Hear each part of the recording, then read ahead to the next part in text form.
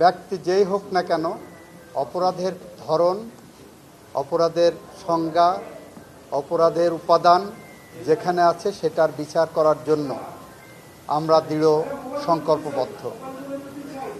যে কারণে আমরা বিচার চাই। বাংলাদেশের গত জুলাই বিপ্লবে মানুষকে হত্যা করা হয়েছে, বাংলাদেশে গত জুলাই বিপ্লবে মানুষকে পঙ্গু করা হয়েছে।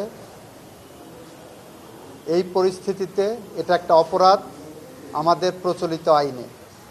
সে কারণে আমরা অপরাধের বিচার চাইতে এসেছি এবং সেই বিচারের সর্বোচ্চ সাজা যেটা সেইটা আমরা প্রার্থনা করেছি। এইটা বলতে যে আমি দুইটি উদাহরণ এনেছি। একটি হলো 1649 সালে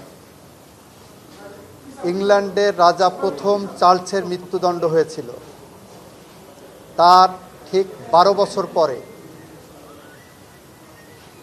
যে ব্যক্তি গণতান্ত্রিক সংগ্রামের মধ্য দিয়ে এসে ক্ষমতা দখল করে, গণতান্ত্রিক সংগ্রামের মধ্য দিয়ে ক্ষমতায় যে গণহত্যার সাথে এবং মানবতা বিরোধী অপরাধের সাথে সম্পৃক্ত হয়েছিলেন, ইংল্যান্ডের শাসক ছিলেন, তার নাম ছিল অলিভার ক্রমওয়েল।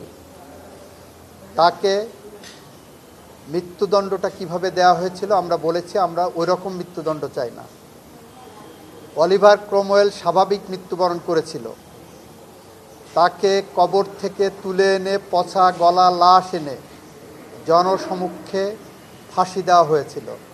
পরবর্তীতে দেহের একটি অংশ কবরে পাঠানো হয় এবং মস্তিষ্ক খুলির মধ্যে রড ঢুকিয়ে 20 বৎসর ওয়েস্টমিনস্টার অ্যাবেতে ওখানে ঝুলিয়ে রাখা হয়েছিল। 300 বছর পরে সেই লাশ ক্যামব্রিজের সাসেক্স বিশ্ববিদ্যালয়ে কেটে সমাধিস্থ করা হয়েছে।